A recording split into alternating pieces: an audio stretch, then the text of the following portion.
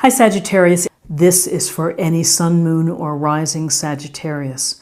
We're going to take a look at the cards. We'll get a sense of the big ideas or the awareness for the week, guidance and possible outcomes. I will also choose a few oracle cards for additional information. So let's get started with your reading. Okay, so we have three major arcana cards. We have the High Priestess, we have the Hanged Man, and we have the Lovers. So we have some ideas and concepts to think about for the day. And, I think embedded within this, I love seeing the High Priestess. And we see the High Priestess here sitting in her seat. She has the book of knowledge on her lap. And she's serene, she's peaceful, she's still. Mostly, though, she's very, very smart. She knows herself very well. She relies on intuition. She is able to intuitively sense, to feel, to predict perhaps, or to believe, trusting one's own inner guide. And often when we get very busy with life and when we're, just running around crazy, we may forget to tap into our own intuition. Those hunches that you get, the numbers that you see, the things that randomly pop into your head. They're there perhaps for a reason.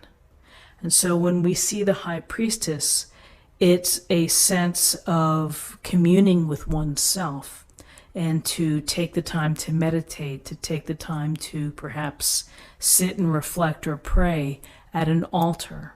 It's your altar. It's your sacred space to allow yourself to tune in, to appreciate the energy that lies within, the vibrations that are below the surface. With the High Priestess, you get a sense that she's the keeper of the mysteries of life, and especially the mysteries of her life. She may be keeping the best parts of herself to herself. Maybe there's a sense of not wanting to reveal, or just sometimes you keep things close to the vest. So the High Priestess is really about tuning into oneself and trusting your intuition, trusting your instinct, your hunches, your guides, being aware psychically of what's happening around you, sensing the vibration. If the vibration is less than positive, perhaps maybe it's a good reason for you to pull back and to do some further contemplation or reflection. So the High Priestess here is feminine energy, intelligence, and knowing, all-knowing. So with this appreciation of instinct, here's the Hanged Man, and I feel like in 2019 we've seen a lot of the Hanged Man. And the Hanged Man is hanging from this branch. His head is aglow, and his arms are behind his back, and so he's kind of he's in this position. He's not going to get down anytime soon until A, someone releases him, or B, he is able to wiggle or wriggle free. So with the Hangman, there's an acceptance of the predicament or the situation that you're in right now. Maybe you're not fighting something as much. Maybe you're just kind of letting things go, and you're going to see how things play out. There's a suspension, there's a pause, there's a timeout. And the timeout is for you. Again, here's reflection and deep thought. Here's further further introspection here with the Hanged Man.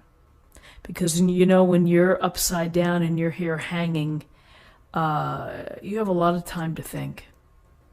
And so you may be taking the time really to think a matter through. Perhaps it's a relationship, perhaps it's a work relationship, or it's something else that's on your mind.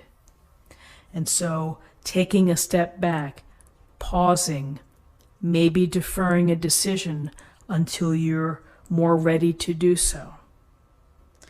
The Hangman also brings forth the idea of looking at things in a different way.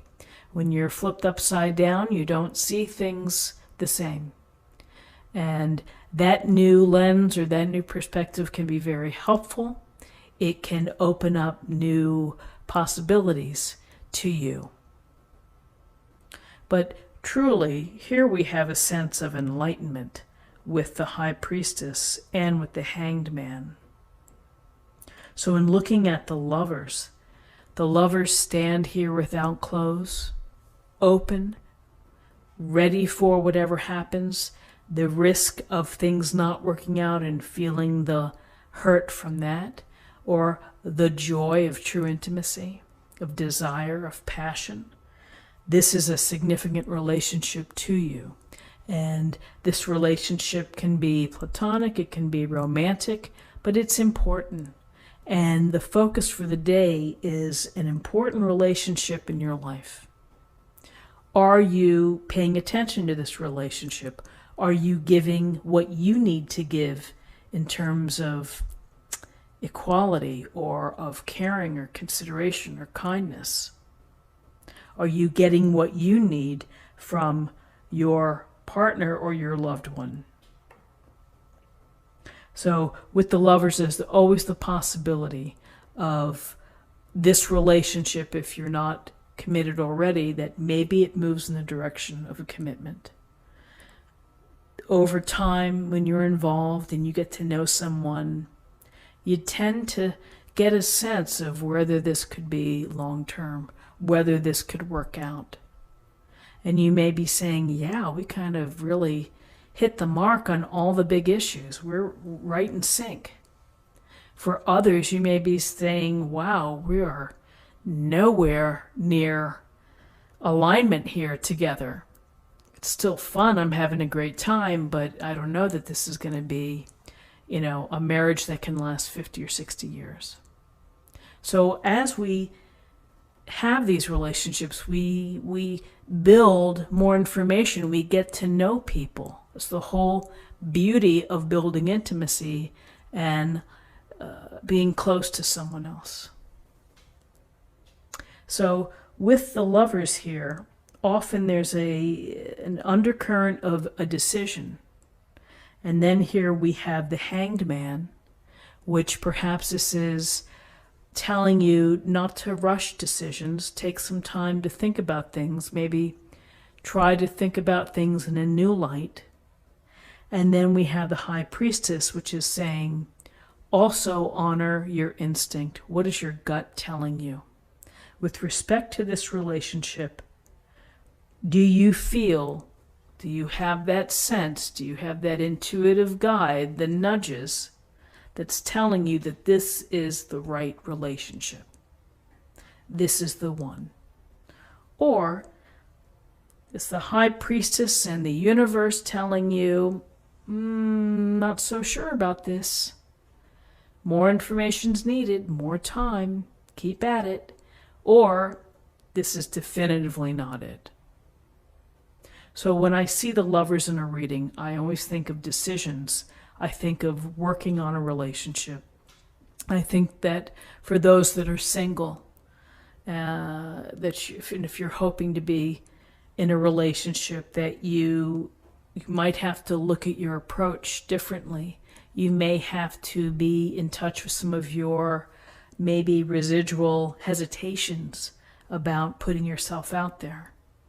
And you just might have to just start the process. For those that are in a loving, happy relationship, it's, again, paying attention to the relationship and focusing on what you both need as a partnership, as you both express love and caring and tenderness, all of these things. How can you make it better each day? So I think it's a powerful spread for the day. Let's take a look at what we have in terms of numerology. We have 2 and 12 is 14.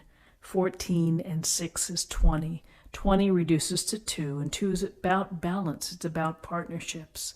It's about cooperating with each other. And it's about the relationship. The relationships that we have that are important within our life. So let's get a little more information, and we'll choose an oracle card for the day.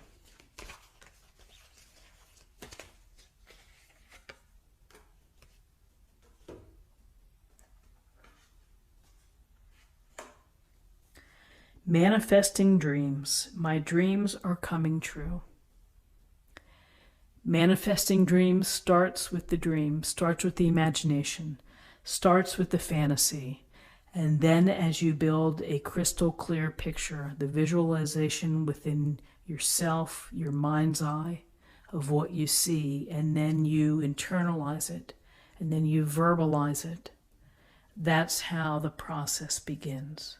So I hope that you all are taking a step in manifesting your dreams today. If you found this reading helpful, subscribe, like, share this video, comment below. I thank you so much for watching. I hope you have a great day, and I'll see you tomorrow. Take care.